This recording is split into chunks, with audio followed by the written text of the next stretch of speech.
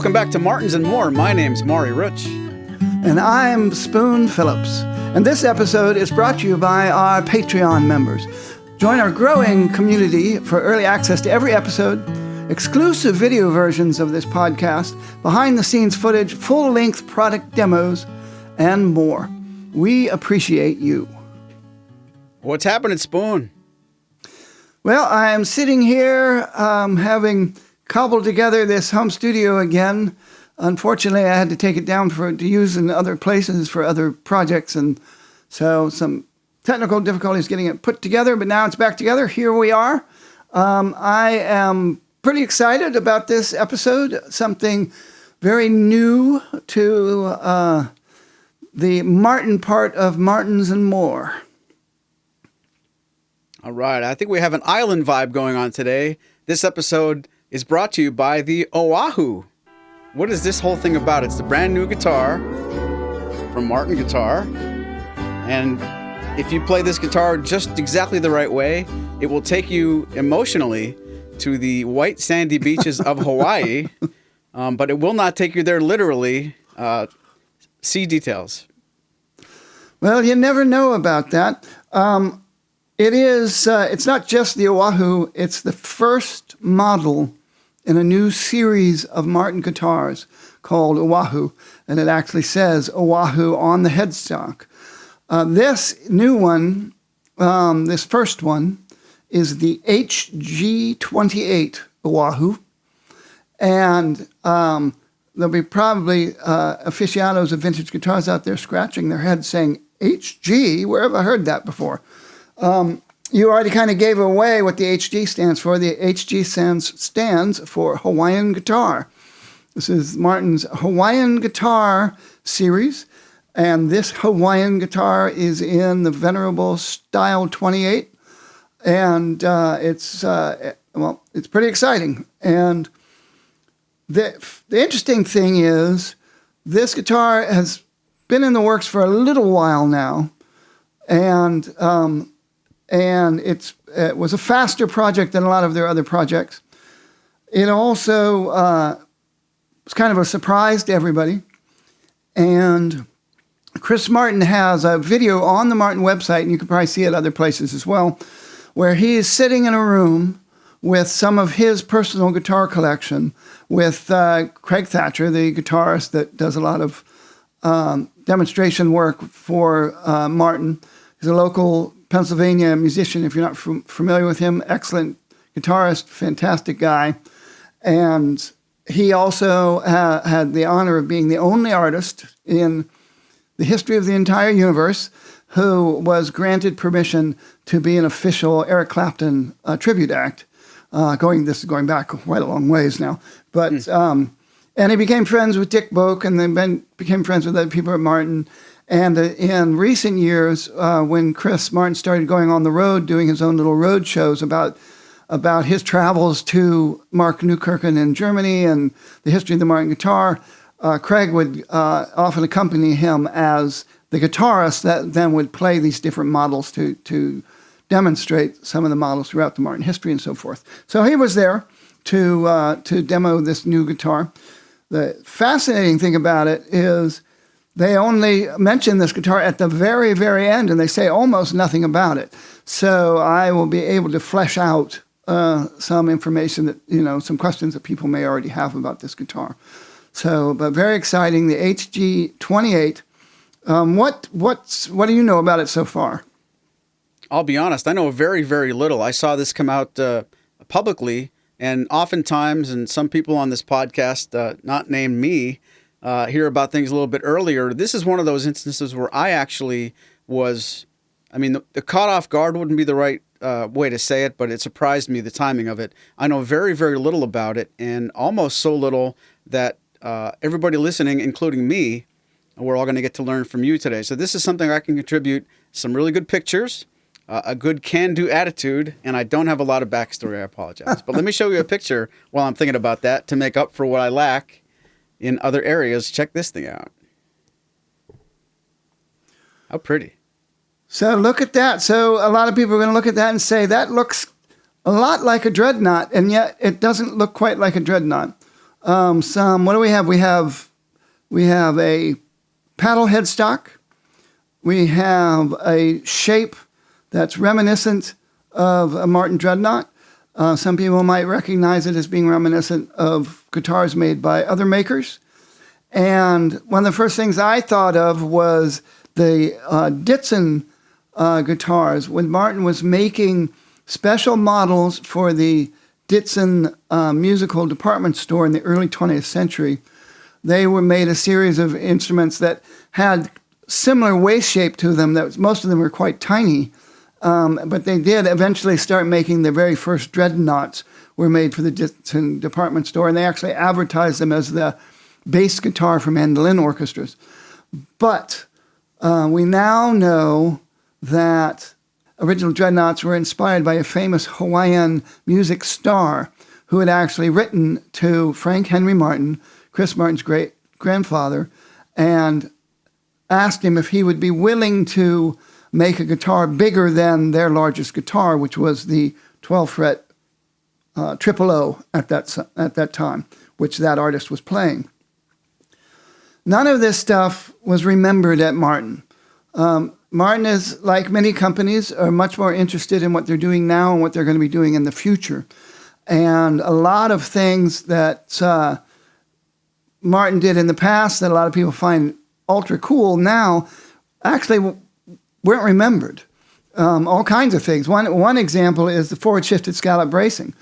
There was a repairman whose name I used to know in Ohio who reached out to Martin decades ago and said, "Can you tell me why you guys changed the bracing in 1939 from the, about approximately 1 inch from the sound hole to, forward, back, farther back and all that?" Martin had no record whatsoever of the forward shifted bracing. It was a complete surprise to them, of anybody who was living at and working at Martin at that time. So then they started looking at it to themselves and, started realizing that. There's other instances along those lines. Another one is the vintage gloss finish that's used on the Style 28 and Style 18 guitars in the vintage series, which has a lower sheen to it. It's not like a matte finish. It's still a gloss finish, but it's not nearly as mirrored and glassy as the high gloss finish. And that too was not known about until somebody discovered the correspondence between Frank Henry Martin and somebody and a letter where he actually detailed their finish differences and how they accomplished their finishes back in those days, which then led to Martin changing the authentic series to historically accurate vintage gloss, as they call it, less gloss, and you had to get a 45 or 42 to be able to get that super high gloss. So this whole HG thing followed a similar pattern. Now you remember Greg, the Canadian, Greg Hutton, the Canadian archivist, yes? You've met him before, haven't you? Oh, sure. Yeah. He was hired by Dick Boak to go in and help Dick Boak organize the Martin archives. And the Martin archives in those days were literally just like filling up odd boxes and filing cabinets in the upper attics of the old factory. And so it was quite a chore. And they'd have other people go in there from time to time, but no one had ever really systematically organized them. And, they had the old ledgers and stuff, but the correspondence and other, and advertising information, all that stuff. And a lot of this stuff has shown up in a variety of these books that have showed up. The Washburn book that had come out a long time ago. Of course, the original Mike Longworth book had some information. He was really the first person to try to go in there. But anyway, so Craig comes along. He is a professional archivist. And he goes in there and systematically went through the stuff with Dick, and they discovered some amazing stuff. They discovered that correspondence about the finish. They also discovered the correspondence between Major Kielaki, and his name was Major. He wasn't a major in the Army. Major Kielaki, the Hawaiian artist. And they found out that he had designed a guitar based on the Martin Tripolo and sent the plans to Frank Henry Martin, and they agreed to make the guitar. There were probably some tweaks to it. That has since come out in recent years as the two major Kealaki instruments. It's a very unusually shaped instrument, but they now realize that was the inspiration for the dreadnoughts that they ended up making for the Ditson Company starting in 1916 and eventually started making under the Martin brand name in 1933. So that, I think, is what started Chris on this new interest in learning about the history of Hawaiian music. And that long story led to this guitar through a happenstance where, now I don't know how much of this stuff they want known or not, but I'm going to say what I know anyway, most of it. But anyway, I do know that he has said that he collects guitars and he likes to go to auctions, and he sometimes will ask someone to go along with him.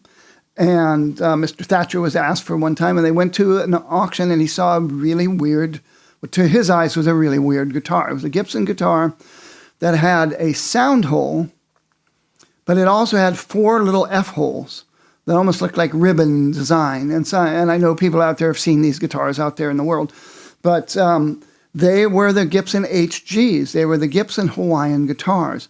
So if you have to go all the way back to 1912, when there was the Pan-Pacific exhibition in San Francisco in 1912.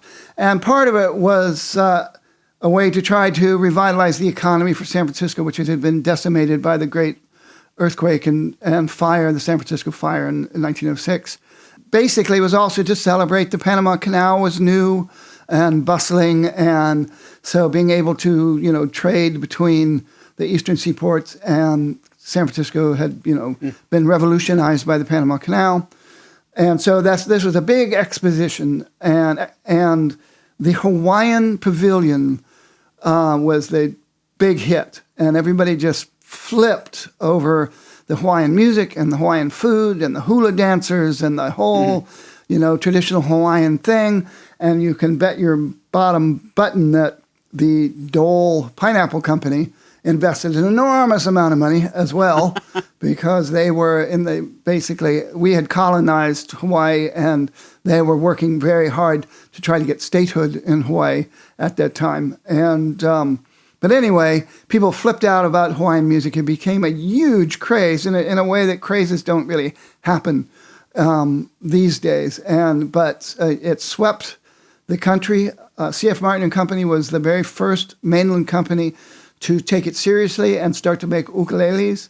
The ukuleles, the ukes that they made really helped keep Martin afloat in the hard times during the First World War and out across the Great Depression. It was really the ukulele sales that kept Martin from going under. And because Martin guitars were really expensive. All of the top classical, soloists used Martin guitars in those days in America, and it was very much an elitist product. Very few were made every year and all that sort of thing. So the ukuleles and their other Hawaiian style instruments really kept them going. That also forced Martin into finally embracing experimenting with steel strings, because as you may know, Hawaiian instruments, Hawaiian guitars are played like a lap steel with a steel and need steel strings. The traditional Hawaiian guitars don't have raised frets. You can't play them like a normal instrument. They have flat frets just to give you fret positions, and they're played with very high strings, and often with the strings tuned down into open tunings that make the strings very slack, which is where the term slacky guitar comes from. Mm-hmm. This is all going back starting in the early 1900s. They come out with the big dreadnought after Major Kealaki's very unusual guitar, and then everybody else starts doing it too. So Gibson, Lyon and Healy, Washburn, everybody was starting to make Hawaiian guitars with steel strings. And some were more successful than others. Martin's were very successful. And Gibson's HG basically took the slope shoulder Martin Ditson really dreadnought design, and that's what they based theirs on. And that's where this body shape comes from. It's very similar. It's not exactly the same. It's very similar to the old Gibson HGs. You have a sound hole, and then you have these 4 F holes. And inside the guitars, you have this, it's almost like a ship's keel. You have this thin shaped piece of wood inside the guitar that's attached to the sound board, but sticks way down in the guitar like a ship's keel, and goes around the guitar on the inside. And the idea is that you're getting all the vibrations coming from the soundboard going in, and some of it comes out of the sound hole, some of it goes under that bevel and comes out through the F holes. And wow. it was an experimental way to try to get the most sound out of these big bodies with steel strings. They made the HG-20, the HG-22, and the HG-24. They're all the exact same guitar. It's just the level of trim in those styles. And I think the one that Chris bought was an HG-22. That was not in playable shape, but it was pretty beaten up. But he took it, thought the whole thing was fascinating because he'd just been doing all this research on Hawaiian music and the history of Hawaiian music, and how and finally, really, the light bulb going on in his head about how the Hawaiian music craze, starting in 1912 up through in the 20s, greatly informed and influenced Martin's guitar design into inventing their modern steel string guitars. And so the Oahu guitars are a homage to the Gibson Hawaiian guitars and the whole Hawaiian guitar history, much in the same way that other Martin models that have been designed by or with Chris Martin's influence were also paid homage to Gibson models from the early 20th century. Can you name some of those? Early Gibsons? What Martin models are based on Gibson models? Well, the CEO7 is certainly related to I'm going to say LOO, but I often... That's correct. Yeah, it's LOO. Oh. On the nosy. I thought it was named Nose. But we have, yeah. But you can go all the way back to the CEO6, which it was inspired by the J45. And, oh, right. Yeah. Yep. And the CEO8s, which were inspired by the Super Jumbo, the SJ200. And also, to be fair, the old Guild Jumbos, big Guild Jumbos as well. And just if people are not familiar with it, the term jumbo, the jumbos, that's the term that Gibson came out with for their version of the Dreadnought. And so as some people may know, Martin only made 12-fret guitars all the way up until 1929, very late 1929, when they came out with their first experimental orchestra models, and which were the 017 and then the 000, 28, 18, and 45, though those had stamps that said OM18, OM28, OM45, their first 14-fret instruments. They decided to move their entire line to 14 frets in 1934, well, in 1933, but starting in the 1934 catalog, when they renamed the OMs to 000, and finally gave us their 14-fret Dreadnought. Gibson beat them to it because Gibson's first 14-fret Jumbo came out 2 years earlier in 32, and also their Hawaiian guitars. And so the Gibson Hawaiian guitars had that weird shape and an elongated neck, and that's what this guitar is based upon. But that's about as far as it goes because the bracing's very different. The bracing is definitely Martin bracing, and there's other aspects about it that are quintessentially Martin. So Chris Martin is now calling this the guitar that Gibson should have built in the Great Depression but didn't. Well, speaking of Gibson, do you know, and I don't know if you know the lineage, but does the Gibson Roy Smeck have anything to do with any of this backstory? Because I know yeah, that's the Smecks were originally Hawaiian yeah. guitars. That's a very good, yeah. The Smecks were Hawaiian guitars. They were originally set up to be played in lap style.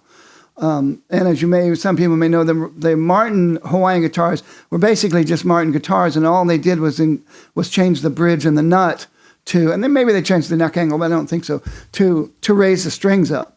So you could play. Now they had some models that were made with flat frets. You could order them with flesh frets, but they also made them with regular frets, and you could put in an adjustable bridge that would raise the strings, or an adjustable nut, or however that worked. So you could actually convert it for Spanish style playing. Mm-hmm. But yeah, so that's very good. They're Roy Schmeck's very good example of gigantic Hawaiian style guitars. But these were not the HGs. They didn't have the weird bevel inside, and they didn't have the 4 F holes in addition to the sound hole. So, but they weren't very successful. They didn't really sound that great. So, like a lot of things, they went extinct, even though they greatly influenced later Gibson designs as well. So now that brings us up to this modern guitar. So why don't you tell us a little bit about some of the specs that's on this new HG-28 Oahu? Well, the one that's most surprising to me, because we just spent 15 minutes talking about giant, oversized, big, deep. This guitar, while it does have, I'll use the word dreadnought in parentheses, while it has a dreadnought profile and not the traditional square shoulder 14 fret designs that we all know with the waist and how it happens, this guitar has a triple low body depth, which makes me wonder immediately, and this is a question for you later, not this part of the show, but I will wonder if this was ever in the working. Were the plans for this guitar happening while they were coming out with the major Kealaki? Because that guitar, shares a lot of similarities, but this specific instrument makes me think of not dreadnought when they call this thing the Hawaiian HG. When I saw the press release and I saw the pictures before I got to that part of the spec sheet, I was surprised when I did learn this guitar is not deep. That's correct, and the Gibson guitar it's based on is not deep either. It has a shallow body. So is that right? It is a dreadnought shape, but it is not dreadnought sized. This guitar is only the cubic centimeters inside it is only a little bigger than the OOL. In fact, this guitar, so this is how it worked. You're talking about, was this in the works and stuff? This was not in the works. Chris bought this guitar. He brought it to at Martin Guitar and said, can you, what do you think of this? What do you think about trying to build me one of these that's like a Martin version of this? And he said, we can do that. And so did that. And I'm not sure whether I'm supposed to mention names or not about this. And so they made one handmade guitar. They put it together, made it by hand, worked it all out, brought it to Chris. He absolutely loved it, thought it was fantastic, and said, okay, let's go with it. And said, I suppose that means you're going to want this sooner than later, right? And Chris had his quoted as saying, well, you know me, I always want it sooner than later. And he said, so he walked into another room full of other people and said, all right, let's go. We got to get going on this. And so Chris took this prototype, he took it to Hawaii and gave it to professional, I'm not sure if I'm allowed to mention their names either, professional Hawaiian guitar musicians and sake players and that kind of stuff. And then he took it to Japan and showed it around to certain people in Japan. And then he called from I think, Japan and said, how soon can we get 15 of these? I need 15 of these. And so it started. So this was in like February. So it's been less than a year. This thing has basically gone poomp through, and this is the first of a series of guitars. What does that mean? Are they all going to be the same design but different woods? Maybe. Are they going to have different body sizes? Or they're going to start going into experimenting with other things along this line that'll be, inspired by Hawaiian music, and maybe. So I think it's going to be very exciting, very interesting. So this guitar is made with Hawaiian koa back and sides. Mm-hmm. It's not lost on me that at least once upon a time, and probably still, Martin owns land in Hawaii specifically for growing Hawaiian koa. So they can, their own supply chain. It can be their own supply chain. And of course, these first models have really beautiful Hawaiian koa. A lot of people know, if you look at vintage Martins, not all koa is spectacular, medullary raise and fiddleback and all that stuff. It can actually look fairly plain, sort of cross between mahogany and maple look to it. But so we'll probably see a mixture of koa in terms of the visual, how picturesque it is. However, I wouldn't be the least bit surprised if they're going to follow the Gibson HG thing, is that I end up seeing maybe a mahogany family HG, maybe we will say a rosewood HG, and maybe we'll see rosewood HG with fancy pearl trim and style 42 or something like that. All of that's certainly possible. Martin made Hawaiian guitars in style 42 and style 40 in the 30s and 20s. So here's some interesting things. It's got gloss finish, so it's style 28. It's got the real dovetail neck joint. It's got scallop bracing, and it is, they're calling it a spruce top. Pretty sure the ones they made right now is Sitka, but you're probably still going to run into that. Could be Sitka, could be Lutz, depending on that sort of stuff. It has the modern straight line bridge, so it has the kind of the straight bridge that was on these kind of guitars in the 1930s, but it's probably not nearly as paper thin as those were. But but also to be able to fit the modern drop-in saddle. Other style 28 stuff. It's got the antique white binding. It's got the style 28 rosette. It's got herringbone trim because Chris wanted to go with herringbone trim, and there were definitely some 28 guitars that were made in Hawaiian style. Actually, a guy used to play dobro player for me, but he typically played a vintage Martin Pride 00 28K. So the bracing size, what's that? And that had a herringbone. Yeah, yes. Oh wow. So that was from the 30s, or maybe it was at 29. I forget now. But I think it was a 14 fret, so it was from the 30s. But there's certain things that aren't on the spec sheet that I think people would like to know about. One of them is this guitar has a new neck. So it's a new neck shape. They're calling it the GE modified low oval. And this, yep. I have a question. Yes. How can there be a golden era version of the modified low oval? Well, they're not saying exactly. So I'm not saying exactly, but there's more mass to the neck. So it's not exactly a 1930s heel that they came out with. When they first came out with the OM18 GE, they changed the GE heel to one that was much more like a 1930s guitar, which then fattened up the barrel all the way down on that. So it was a modified V, but it still had a tubbier barrel to it. Okay. And that you get in the later GE models from the time that model came out. That same 1930s heel is used on the authentic models. This guitar doesn't have that, but it's inspired by it. And this comes probably from Hawaiian musicians who were in on this, who said, we don't like the modified low oval, it's too low. And they wanted a bigger neck.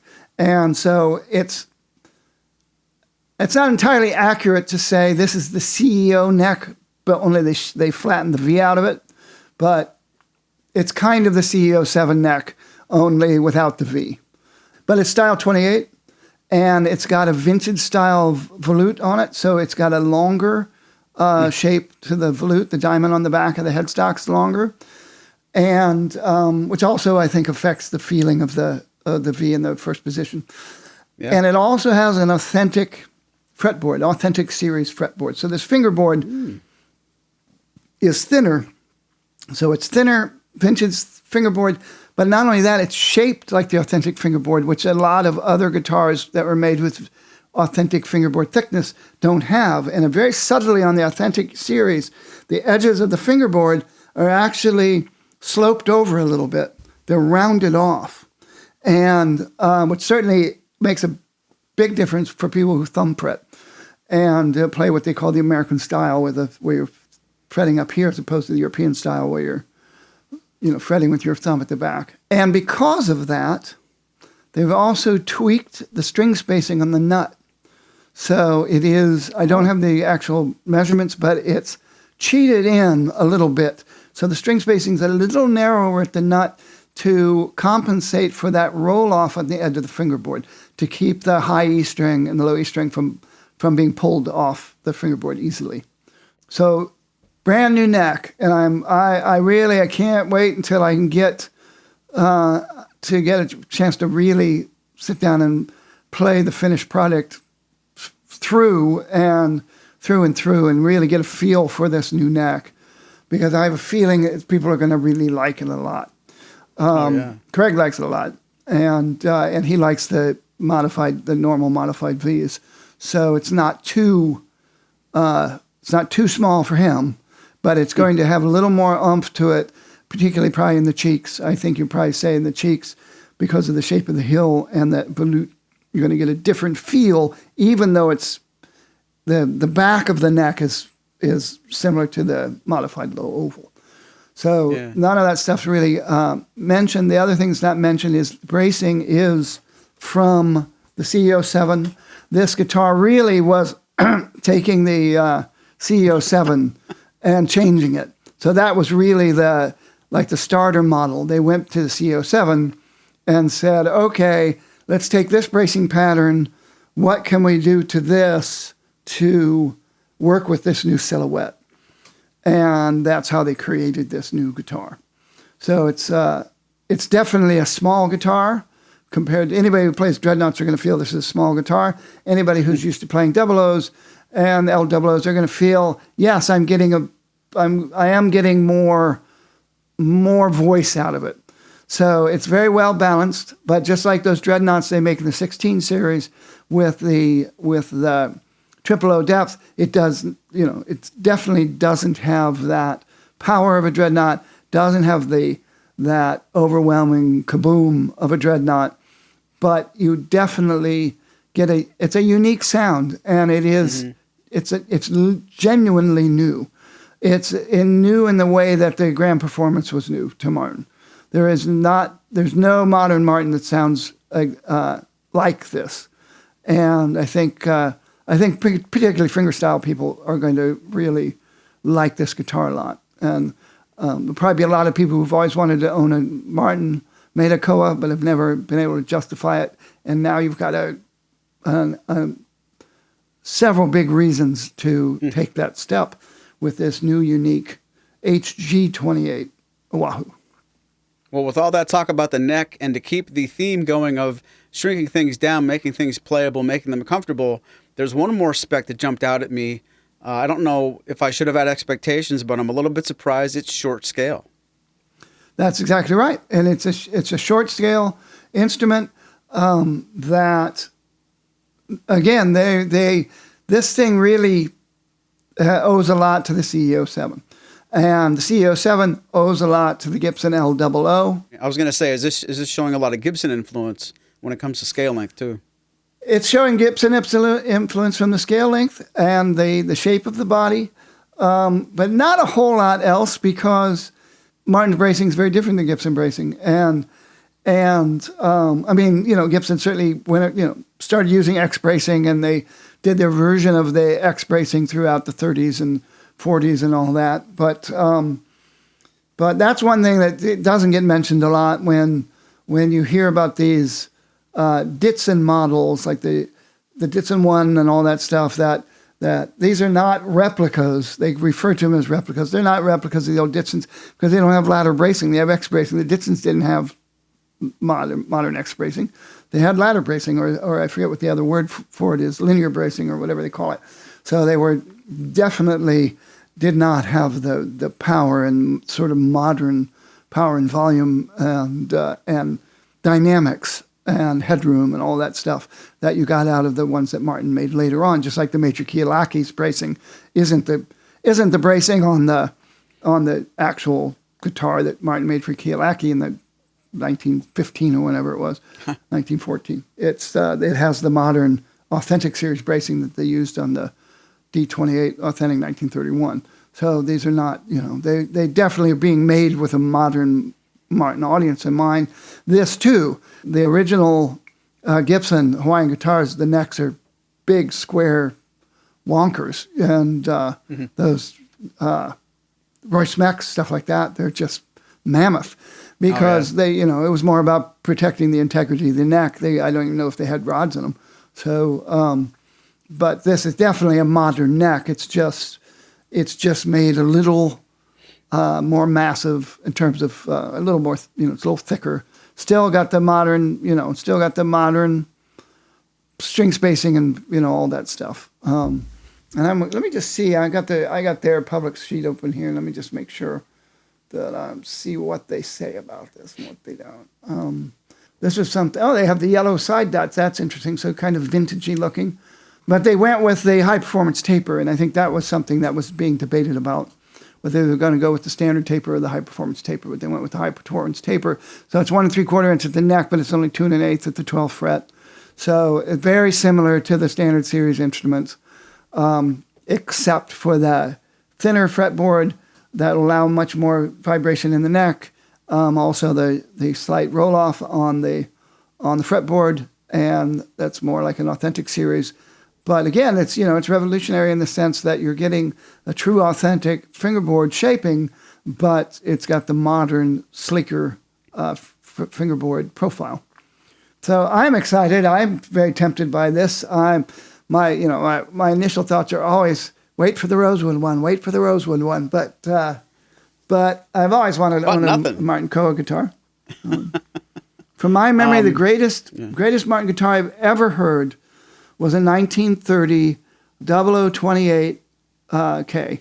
No, I'm sorry, 0040H. It's a 0040H that had been converted to Spanish styles playing. Wow. And Koa top, and just after all those decades of being played in, was just the most beautifully complex. I've never been to Hawaii, but it just made me feel like I was out there with all those sights and sounds and colors, and it was an amazing guitar. So these guitars have spruce tops, but it's still it's always made me want to own a Martin guitar from Kona. Can I ask you another insider question? And if you can't answer it, you can just say, like you've been saying? Sure. This is a two-parter. Are you surprised this doesn't have a Koa top? And do you know if any of the prototypes did?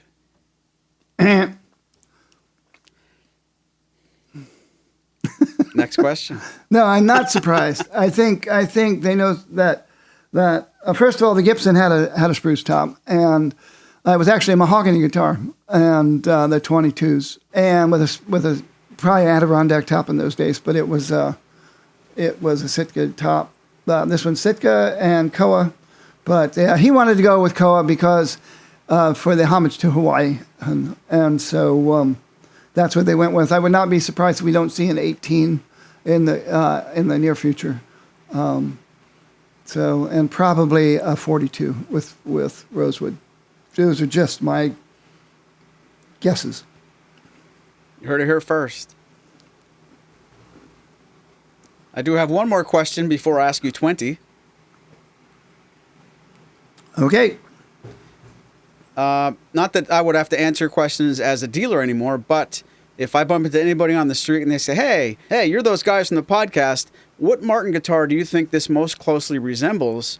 Because they're going to say the Dreadnought, the Kealaki, the whole story about Hawaii. I think it's obvious by this part of the program, this is not a Dreadnought the way we think of Dreadnoughts. What's its closest cousin, even if you don't factor in the Koa?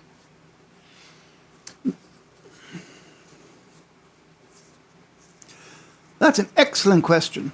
Next question. I would say maybe the GPCs. I don't think that's fair necessarily, because GPCs are bigger than the triple O's. I would say this is not as big as a triple O in terms of the body volume size. I think it's actually it's because the L-double-O, the O-double-O-L, and double O long as they call it, has nothing to do with the Gibson L-double-O.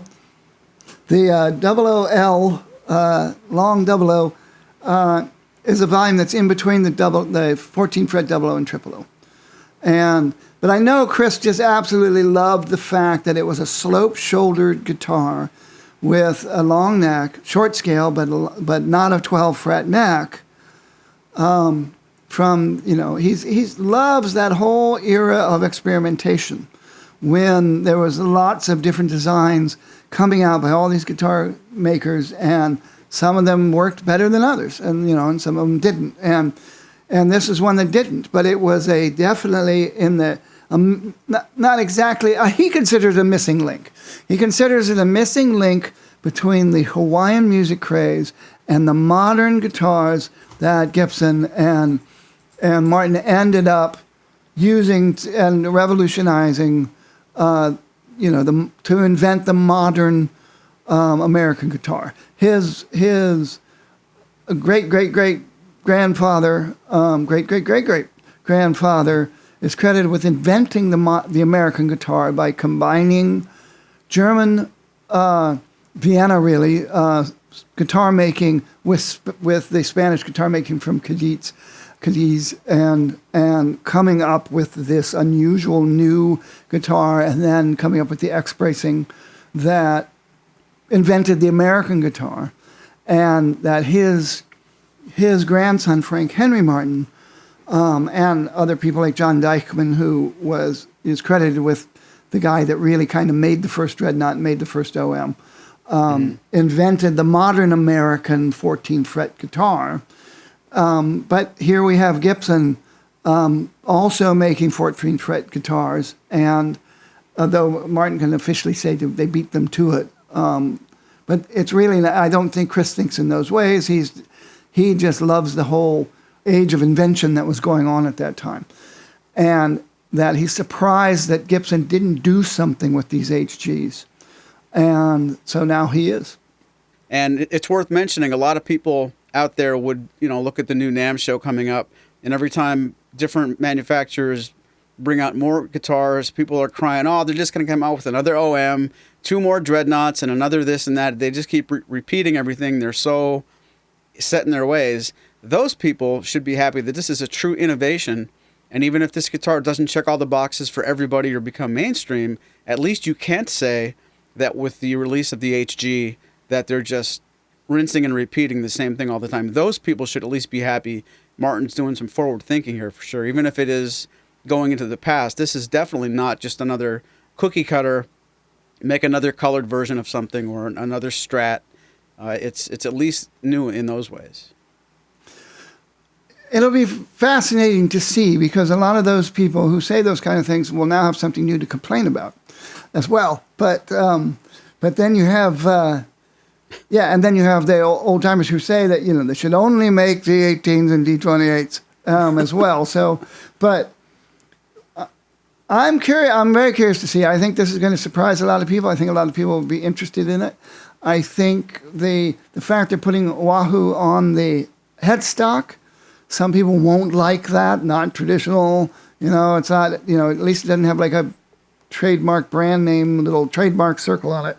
But I think it really shows Chris's interest in this idea and this project, and that he is happy and proud of Martin's legacy of having embraced what was genuinely a foreign entity when the Hawaiian exposition opened, and the Pan-Asian exposition opened, and the Hawaiian Pavilion was such a huge hit and was considered so exotic. And who knows, he's been to Hawaii on multiple occasions. Maybe he has an affection for Hawaii in general. But yeah, very exciting. I think it is. It's truly new sound. Nothing sounds quite like it.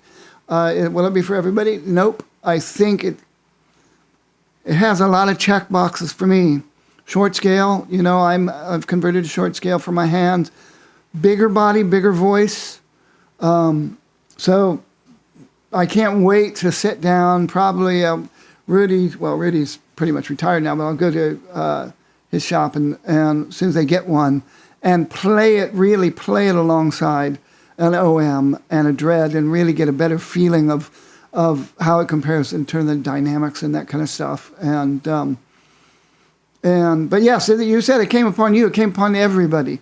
I think this was probably originally going to be released at the NAMM show. But you know how they tend to want to release something right around this time of year. You know, they kind of slip something in. But there are definitely people who are complaining out in the press world. The press embargo, like when I get certain things that are sent out, like you did as a dealer, there'll be a press embargo on it, say, you know, embargo and until January 10th or whatever. Like, you'll receive that now, you know, or they'll tell me about it and say, but the embargo, and this isn't until January. The press got 1 day notice. They got less than 24 hours notice before this thing was. The press embargo was through Tuesday, and they got it on Monday, and it came out Tuesday, or however that worked. And so this could very well have been Chris Martin at the last minute saying, okay, we're ready to go, let's just go now, and not hold it to the show. But so, or maybe something else was going to come out now, and they decided not to bring that out, and they decided to go with this. Who knows? It could be any of 20 different things, really. Possibly, because it does happen. He has been known to pull things at the last minute, put them off to another show, cancel projects altogether, and also just a little bit of a teaser. This because people have already known about this. Chris took this prototype around, you know, and showed people it. So I'm sure this stuff leaked out here and there, but. You know, frankly, I'm surprised it didn't leak out more than it did. But and I don't ever say anything until I see something in print that somebody else put online. I won't say anything until an embargo is up, unless somebody else leaks it. And even then, I'll write, you know, to Jeff Allen or somebody and say, "Look who's talking about this. Can I talk about this too?" But that's a very good point. I think. And what guitar does it really fit with? It doesn't. That's what's cool about it. Maybe the L00, it doesn't have the OOL, it doesn't have that sort of tubby mid-range thing you hear when you're a player that you get out of that. That doesn't really translate to the listener. But so I think you can't really say an M, but it's filling a niche, as they would say across the pond, about a short scale guitar that still has a bigger guitar kind of feel to it. And so I think there'll probably be Dread owners who'll be drawn to this in a store in a way that the old size 7 never drew them, in the way that the baby Martins and, you know, and the juniors, you know, don't. Yeah. And it's a, you know, full size Martin, full real Martin in terms of made in Nazareth with the full dovetail in the Style 28. Interesting version of Style 28 because of the dots rather than the diamonds and, you know, stuff like that. But it is what it is, and I think it's pretty exciting. The only last little piece I haven't brought up so far that I recognized in some chatter, some people are wondering, for a guitar that costs this much to come with a gig bag, people are surmising maybe this shape doesn't have a case that fits it yet. Is it just one of those things too? That's a good point. I hadn't even thought about that, actually. That's a very good point. And as ever, when it comes to the prices of new models, particularly unusual models, most of them tend to come in higher than people think they should. And some of that has to do with the amount of money that went into having to retool for the guitar and that kind of thing. Oh, sure. And so is it entirely a cost-cutting measure? That's now something makes sense to me. Something makes sense to me because I remember somebody saying something about the color of thread on a new something or other. And never mind. You got my wheels turning now. All right. But yeah, and I'd be curious to see what the gig bag is really like, you know, and to see how nice it is. But but yeah, so the Oahu, it's new, it's interesting. It's a little pricey for me. That's why I'm curious to see if they do come out with an 18, what it's going to be like. But everything's pricey for me now, you know. I mean, I can't get over the fact that Dave's Hot Chicken, the pieces are now half the size, and the kale slaw has no kale in it. but which a lot of people won't be disappointed to hear. But it was at least the one nutritious thing on the menu, the one thing that wasn't bad for you on the menu. But yeah, everything's more than we want it to be now. So at least $20 more. Insert. What does that make you think of? Insert charming segue right here. 20 questions. Oh, charming segue. What a great name for a soap opera character. Okay. I can't believe he was killed off. He was so charming. So charming segue into 20 questions. The game where one of us, and in this case, the smart guy, being Maury, thinks up a Martin guitar that's available for sale within the Martin catalog, that's still for sale out there in the world. And the wise guy, being your humble spoon, has to guess what model it is within 20 questions of yes-no questions. Up to 3 of those questions are allowed to be the name of a model. And is the Swami zeroed in? I was born zeroed in, Sarge.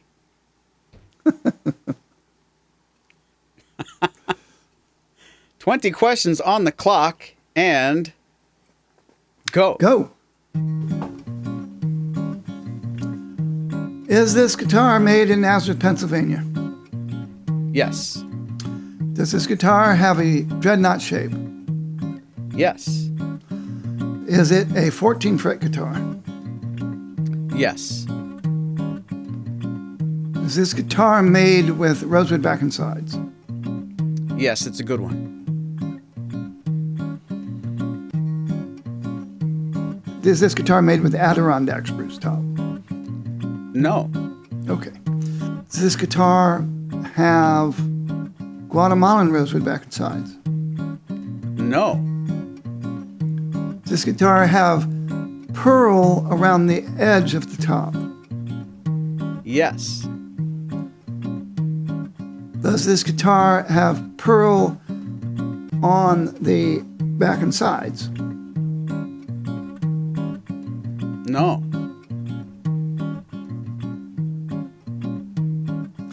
Is this guitar in the standard series? Yes. Does this guitar have snowflakes on the fingerboard? Most of the time. Yes. Is this guitar a D42? Yes.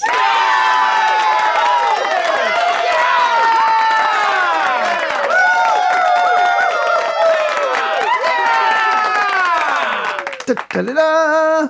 Da-da-da-da-da-da-da. Bonus question. Does this guitar now sit in the case because the person who bought the D45 Fire and Ice never plays it anymore? Yes. Ooh. So, is this guitar a right-handed guitar? Yes. Currently for sale? No. Oh, I thought you were saying he was going to have you sell his guitar for him.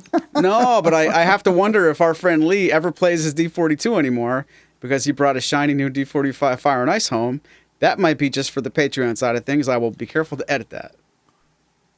Yeah, so you can always get his permission. Am I allowed to mention this?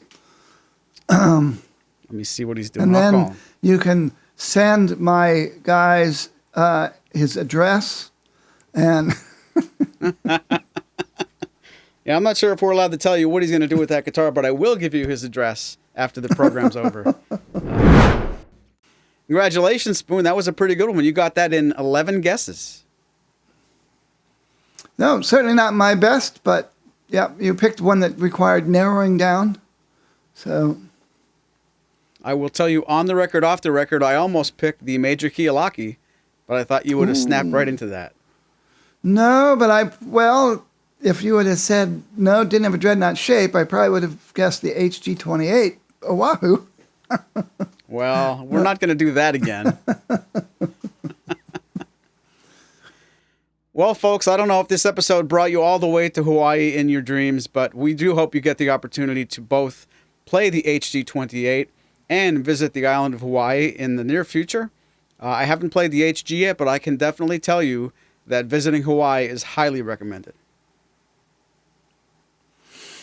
Maybe someday. Let us know in the comments if you're watching the YouTube version. What do you think will happen first?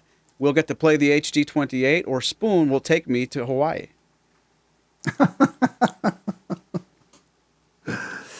Gee, that's a toughie. HG, that's a toughie. HG, that's a toughie.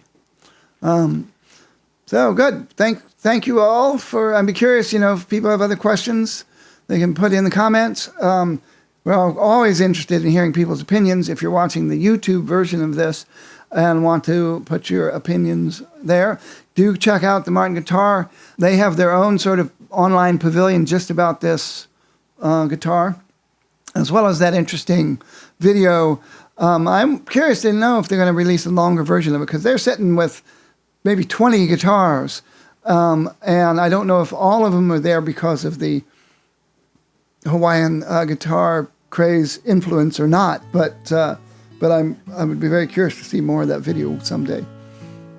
Me too. And speaking of that video and things in it, I don't want to tell tales out of school, but we just might, probably, definitely, possibly have an episode coming up later this season with something or someone in that video and another guitar we can't talk about today.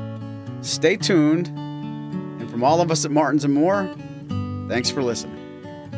Hear you later.